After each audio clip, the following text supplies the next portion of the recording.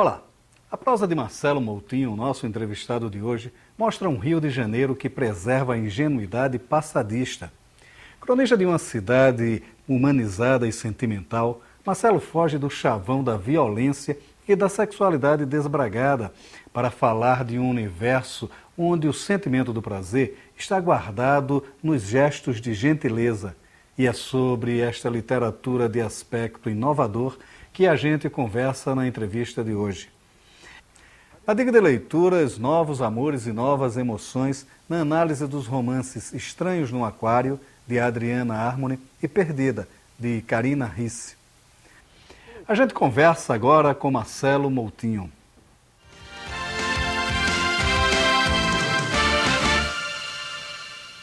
Marcelo, uma palavra ausente, né, que é seu novo livro de contos, que tem uma característica interessante de todos os contos, que é a recuperação, o resgate, não digo na sua obra, que é um pouco recorrente, mas assim, na literatura contemporânea brasileira como um todo, um pouco do resgate da questão do lirismo.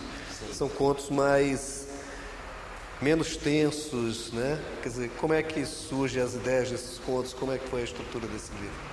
Esse livro talvez seja o meu livro mais orgânico sob o ponto de vista de um tema, né? Eu acho que uma sequência de perdas que aconteceram na minha vida, começando com a do meu pai, né? Tem muitos contos de relação filho-pai, relação paterna nesse livro, e em sequência um tio-avô que era uma espécie de avô de fato e que era uma espécie também de patriarca da família. A experiência dessas sequenciais perdas começou a se refletir no que eu estava escrevendo. Não foi um projeto, vou fazer um livro sobre perdas, mas eu percebi que os contos que eu vinha escrevendo estavam tratando dessa questão.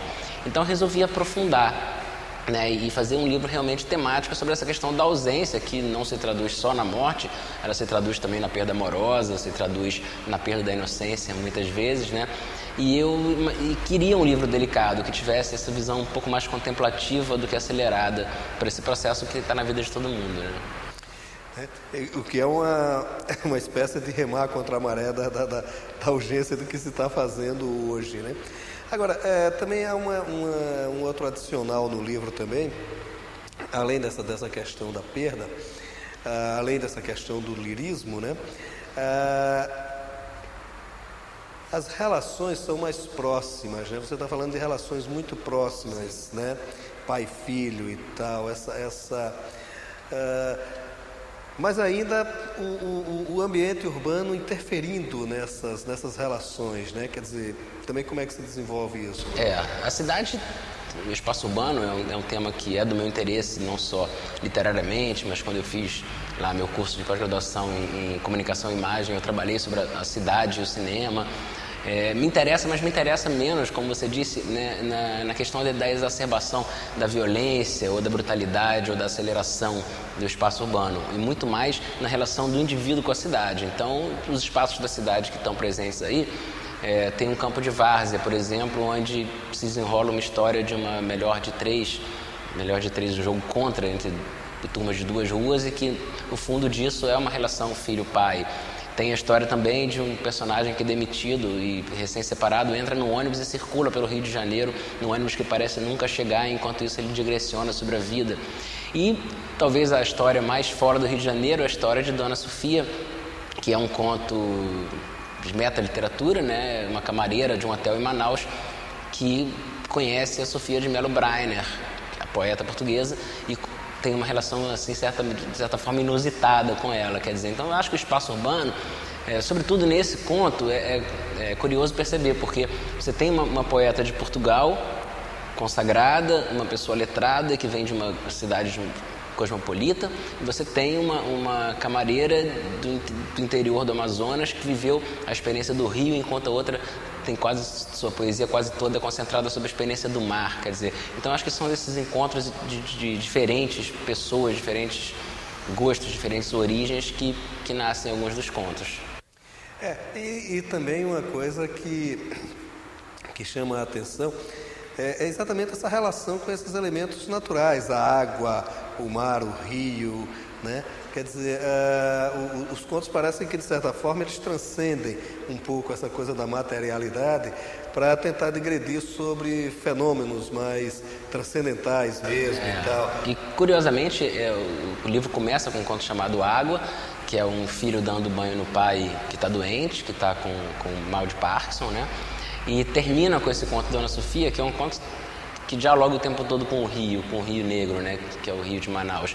E eu só percebi isso, foi uma coisa meio que intuitiva, que eu só percebi depois que publiquei o livro. Quer dizer, a água abre e fecha o livro, né? E, de certa forma, a água está ligada ao ciclo vital, ao ciclo, né, ao nascimento das coisas. E eu achei que foi uma coincidência muito bacana, muito feliz. Agora, alguns contos também, eles foram publicados em outras antologias e tal, em outros portos. Como é que foi a transposição dele para o livro, né? Foram antologias dos últimos anos, então, de certa forma, eles tinham já uma identidade temática com os outros contos que estão no livro.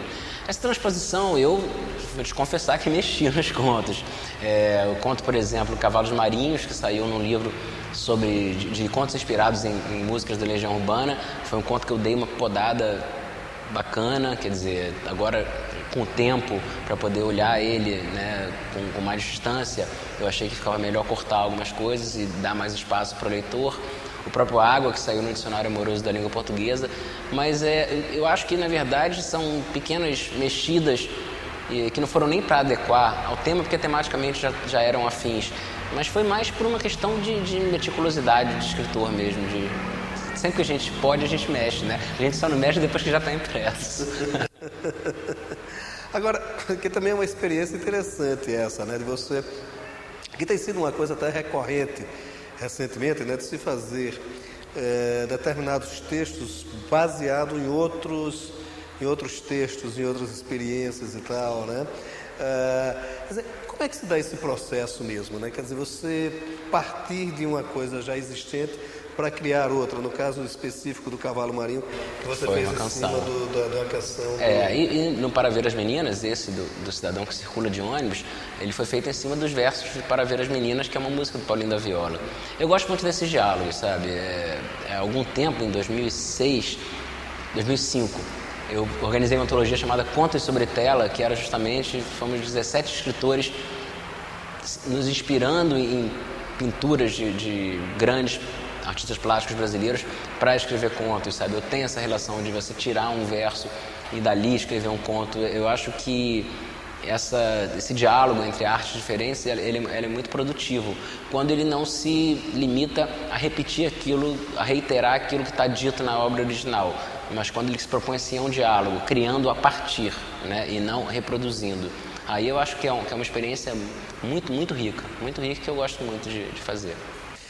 Agora, os contos também, né? Quer dizer, a gente está falando um pouco assim, no geral, sobre o livro, e nesse diálogo com a música, que também é uma coisa muito presente na sua literatura, né? O seu primeiro livro era de uma música do Ivan Lins também, né? Somos Todos Iguais Nesta Noite. Né? E há uma relação muito grande nessa literatura com a questão das culturas populares. Eu lembro que você tematiza muito sobre o carnaval, não é o caso aqui, até que não tem, mas tem o futebol, tem a questão do futebol, tem a questão da coisa meio lúdica da rua, né? Sim. Quer dizer, isso está presente no Palavra Ausente também. Eu acho que a literatura brasileira anda muito em si mesmada, né? São livros sobre escritores, o personagem é um escritor, ou é um diálogo com um autor tal. Até tem um diálogo aí com a Sofia, mas eu tenho procurado trazer esses temas que, curiosamente, o futebol e o carnaval são dois deles, curiosamente, embora estejam absolutamente arraigados no imaginário brasileiro, eles não aparecem na literatura com a mesma incidência, né? No anterior tinha um caso de uma costureira que fazia as roupas de uma escola de samba, né? Nesse tem a história de um mestre-sala, ex-mestre-sala, que hoje trabalha na limpeza de uma quadra, né? E lembra da mulher que era porta-bandeira, e tem a história do futebol. Então eu tenho procurado. No outro também tinha um conto chamado Sexta-feira de Cinzas, que era um conto sobre bloco de rua, um cidadão, na verdade, que estava muito feliz no meio daquela felicidade quase que compulsória, né? Então eu tenho procurado isso, sim, deliberadamente, trazer esse tipo de tema e trazer, sobretudo, o universo da classe média baixa, que eu também acho que ele não aparece quase na literatura brasileira. A gente tem hoje muito livro, muito cinema falando de favela, de periferia, e a gente tem muito livro e muito cinema falando de classe média alta, da burguesia intelectualizada. Esse lugar do meio, que foi de onde eu vim, né, eu vim do subúrbio do Rio de Janeiro, vim de Madureira, e ali havia um meio social que não era nem o da favela e nem o da classe média alta. E esse meio social não é um meio social muito contemplado na literatura. E isso, sim, deliberadamente eu venho procurando tentar criar contos, histórias e criar personagens que venham mais ou menos desse ambiente.